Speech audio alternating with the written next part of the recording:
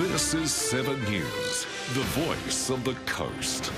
Tonight, residents of a tiny beachside community north of Coffs Harbour concerned for their safety.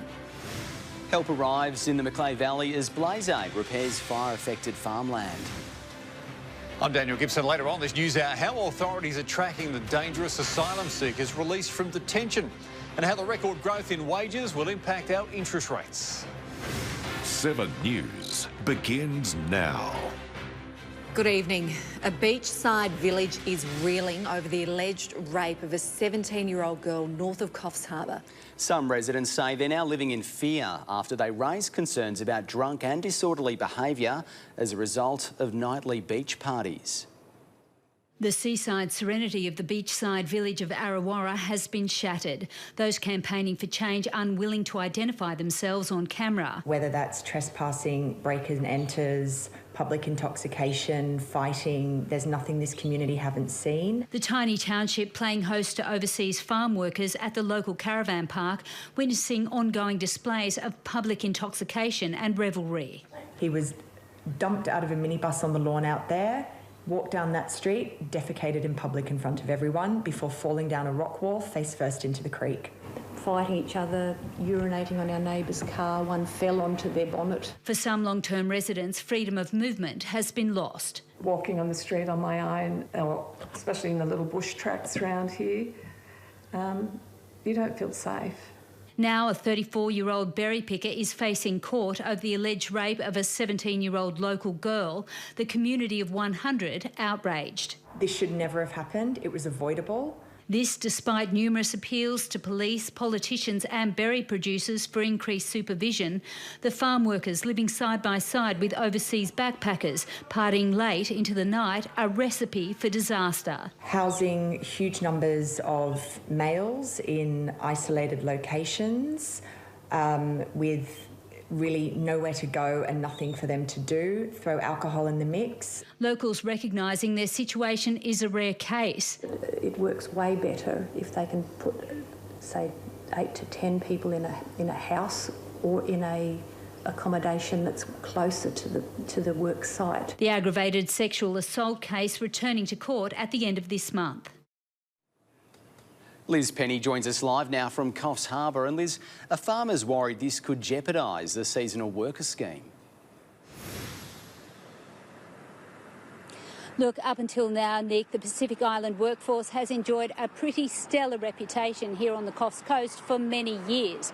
They are considered crucial to the farming sector, filling harvesting roles Australians workers will not fill. New South Wales farmers say without them, the price of fruit and veg could skyrocket. I know the Pacific Islanders have generally been well received in the communities. They have generally been a good fit. They work hard and they also support their families back home. New South Wales farmers are now calling for more on-farm accommodation to ease the strain. We lost the lights there. Yeah, lost the lights, but all good. Thanks so much, Liz, for the update. That's Liz Penny reporting in Coffs Harbour for us.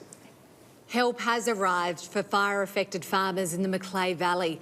Blaze Aid has set up camp in the region and already volunteers are hard at work fixing fences and protecting stock and properties. A much-needed hand for fire-affected farmers in the Macleay Valley. When the natural disaster tore through the region, 80% of Michael Bowman's property was burnt. It was such a massive blaze. It covered so much area at once. I thought the house was about to go up until the chopper dropped some water on top of them, and that saved the house. Now the team from Blaze Aid has set up camp in Willawarrin, ready to do anything they can. Absolutely fantastic. They're heaven sent. They're just look at them now. They're fixing up so much damage from the fires. I couldn't ask for more.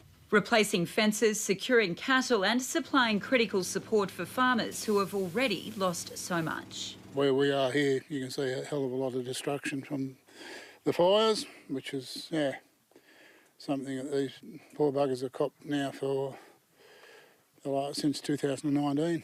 All of the Blaze Aid team are volunteers, some of them coming from as far as Cairns. Many of them have faced the challenges of farming themselves. I was born and bred on a dairy farm, and I'll tell you what, when you see this, it hurts.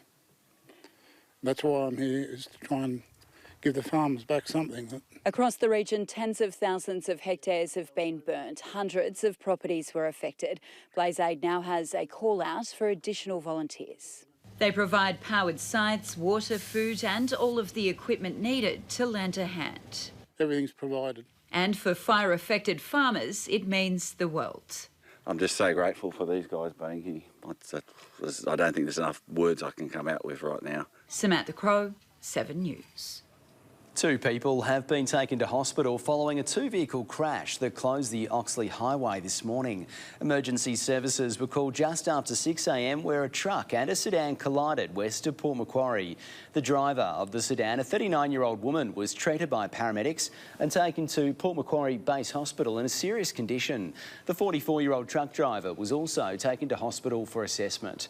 A crime scene has been declared and police are now investigating. Anyone with dashcam footage or information is urged to contact Crime Stoppers. New data has revealed that regional New South Wales housing is less affordable now than at any other time in the last decade. With many renters struggling, the regions are becoming less affordable for middle to low income earners. While the regions have always been looked at as an affordable option when city prices get too high, new data is highlighting that the rental crisis stretches far beyond Sydney, with regional areas under just as much stress. We now see a lot of regional areas that are very unaffordable. So on average, an average income household would now pay 29% of their income on rent. This data shows a 7% decline in rental affordability in the past 3 years, pushing many renters into housing stress, unable to afford a roof over their heads. We have a rental crisis that's truly national, and there is no place that is affordable for very low and low income households, and that moderate income households are suffering. Real estate agents up and down the coast are seeing evidence of the crisis every day. Less than 1% of our rent roll is available to rent. Noting the disproportionate effects of people living regionally. Rents are higher in Sydney, they're a little bit lower, but still that the value of people's incomes also is a bit lower regionally, so it certainly have a big flow-on effect. The National Shelter are calling for more to be done, noting just how dire the situation is. So what this crisis speaks to is the need for an ongoing and sustained investment in the delivery of social and affordable housing, and it's a supply that needs to be accelerated. Hannah Hartup, 7 News. A war is raging between supermarkets and farmers as meat price differences remain as high as ever. Calls are now growing louder for a price inquiry, so families aren't forking out more than they should. This year, it's been an unfair game for the meat industry. Less feed for livestock has led to skinnier but far cheaper meat, but adversely, production costs are sky high. Just the general cost of operations, electricity, fuel prices, freight. Nothing's really gone down lately in terms of operating expenses. Penrose Meats have seen beef prices go down 22% since January, but that's been substituted by an increase of 22% in production costs compared to last year. So that decrease in livestock price can't be passed on to the consumer. It's not tough as a job. The tough part is to get that pricing structure right. You still need to maintain a profitable business to keep the doors open.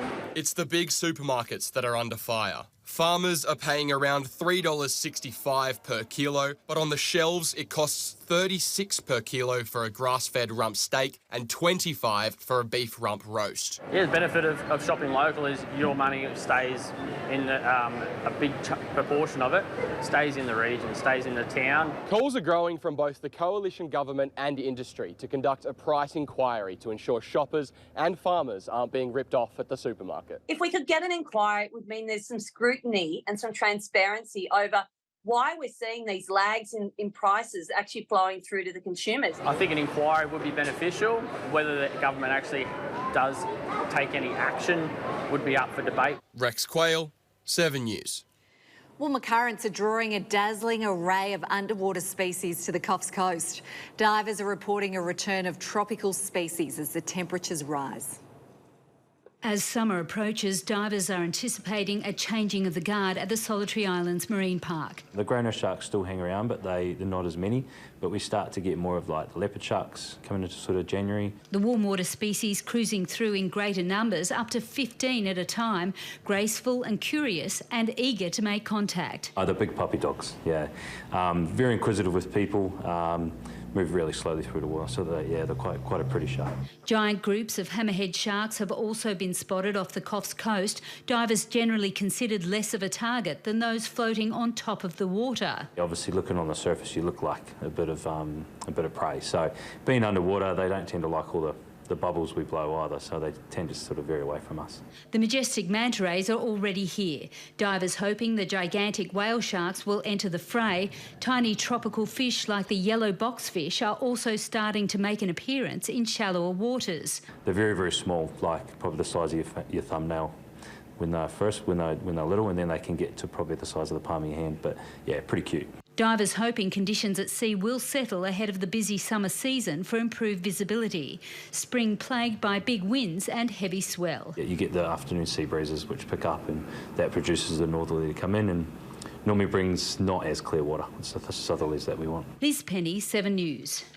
Well, Kirsty joins us now for a look at today's weather conditions. And Kirsty, we did see some showers and storms about this morning. We sure did, Maddie and Nick. Hello to you both and good evening, everyone. Widespread cloud and that band of showers moved over the coast around 9 o'clock this morning, dropping that wet weather around Dorrigo and Fernambucca heads, as well as with thunder and lightning. Further north about the northern rivers, it remained dry this morning, but with that cloud increasing, there is still a chance of storms developing tonight. A slight breeze east to northeasterly winds, I should say, gusting up to only about 20 kilometres an hour. And we saw temperatures hovering around the mid to high 20s. Inland, 31 for Grafton, 30 for Lismore. Into tomorrow, mostly cloudy, afternoon and evening showers likely. I'll have a look at that forecast soon. Sounds great, Kirsty. We'll see you a bit later. Still to come in 7 News, sustainable choices made at Tuncurry Waste Management Centre's Open Day. And we reveal which location was voted the #1 storm hotspot. And a little later on this news hour, the PM urged to delay his trip to the US over the release of convicted criminals. A jumping castle company slammed after refusing to serve a Jewish school.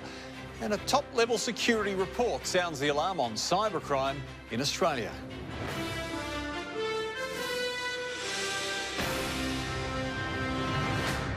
Port Macquarie has been named the #1 storm hotspot. They almost doubled their usual amount of SES call-outs after hail and a significant microburst hammered the region in February.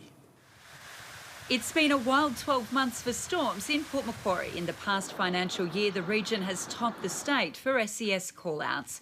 In March, a major weather event tore through the CBD. Trees fell on cars, roofs were ripped from homes and businesses, streets were covered with debris. The microburst, I don't think anyone can predict what happened with that. You can see some of the damage behind us, that there were significant trees down, and that just generated an awful lot of work. That microburst was so intense, SES crews received the same amount of calls in 20 minutes as they would usually see as a 12-month average. Ground crews were also run off their feet when hail hammered the region at the end of last year. In the past 12 months, Port Macquarie SES has had 840 call-outs and rescues, 760 of them for storms, doubling the annual average and making the region the SES #1 hotspot. So it is a significant increase on what we'd normally see. Port Macquarie also made Amy Insurance's top 10 storm hotspot list, coming in at #4 behind Dubbo, Baddo Bay and Belmont. It's a reminder as we head into the storm season, prevention is better than repair and proper maintenance may save your home. Those simple things apply to not just the floods and storms, but also to the bushfire threat. We are coming up to, I'd say, a long hot summer. Cleaning out your gutters of all of the leaf debris, it reduces your risk for your bushfire and that as well. Samantha Crowe, 7 News. Have you ever wanted to know how your waste is recycled? Manning Great Lakes residents learned how to make more sustainable choices at Tuncurry Waste Management Centre's Open Day. Drink cans, scrap metal and a whole lot of polystyrofoam. Tungurry Waste Management Centre held its open day today, educating the community on how to recycle their waste. People actually being able to see, touch and feel, what happens with their waste, and also learn how to use their materials more sustainably is really beneficial for the local community and the environment. Some community members attended workshops in how to make beeswax wraps and compost. Others browsed the second-hand store hoping to uncover an ancient treasure. Like if you buy a banana, you can put it in the compost, like the banana scrap, and just use the compost so when the banana's done and then put it over your plants and then it can grow. No, that's good to get out there and have a look around. The facility sieves through over 110,000 tonnes of waste each year. Last year, 47% was recycled, with a future target of 80%. There needs to be a shift in how we think about the materials we buy, and also working with state and federal government to get some initiatives off the ground to encourage commercial operators to set up new recycling infrastructure in Australia. Today's event runs in conjunction with National Recycling Week. This year's theme, What Goes Around Comes Around, focusing on giving resources a second life. There is the RecycleMate app, which is a free app to download, and it will allow you to search any material that you find in your home and it will tell you what bin it goes in or where to take it. Hannah Hartup, 7 News. Up next in 7 News, a Taree man closes in on a kayaking world record. And a teenage basketballer with a number of hoop dreams.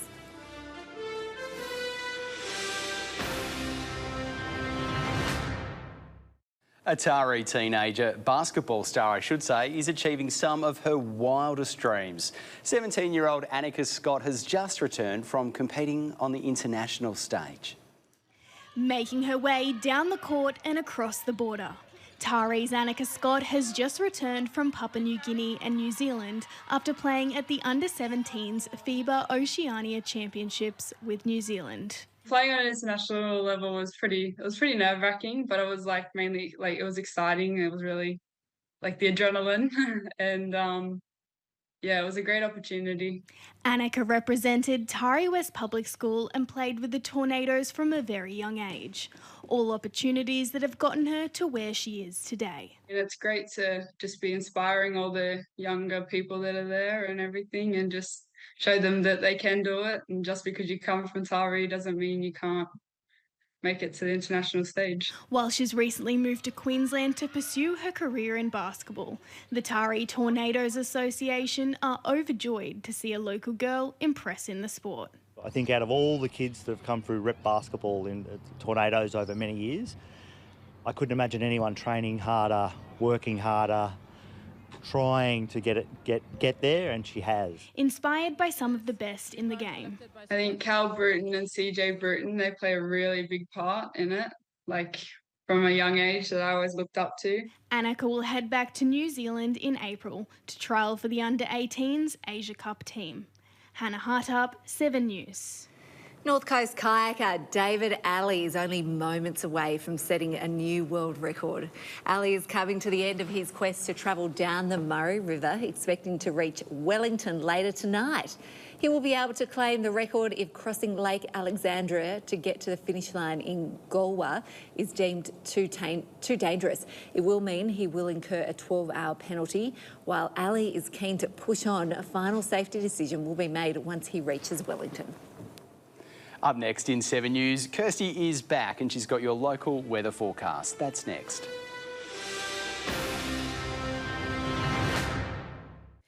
Good evening, everyone. Troughs over the northeast of our state could trigger thunderstorms and showers over the next couple of days. They'll also link up with onshore winds along the coastline, with wet weather persisting. For the inland, settled weather is expected ahead of the weekend, but then we're expecting wet weather to return into the eastern half of the state through early next week. Now, rainfall is likely to increase under this system. We could see heavy showers stretching from the northeast of the state through the central west and even towards the southeast too. Along along the coast, we could see around 40 to 60 millimetres into early next week.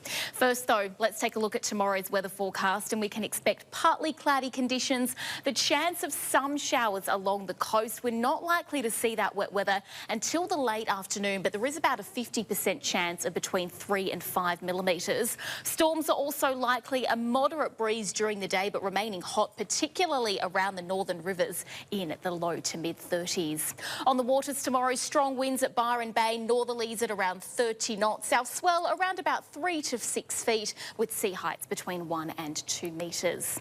On to Friday, temperatures will drop by around 5 degrees or so compared to tomorrow, returning to the high teens in Dorrigo and the low 20s about Foster and for Kempsey.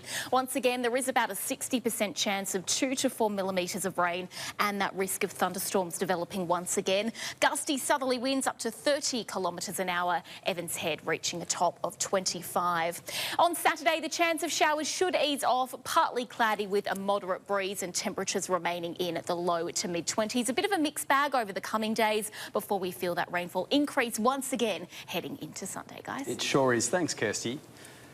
OK, now for a quick look at fuel prices around the region. The best for unleaded in Yamba is $2.05 at Access Fuels. Diesel is $2.19. In Casino, the United Servo has unleaded for $1.97 and diesel for $2.19. The Independent on Smith Street at Kempsey has unleaded at $1.93 and diesel for $2.07. And in Foster, unleaded is $1.96 at the Mobile and Ampol. And Pearl Energy has diesel for $2.16. And that's all we have time for tonight. Thanks for your company. You can catch up on our website or, of course, at 7+. Right now, Dan's got your national news. Enjoy your night. We'll see you tomorrow at 6 o'clock.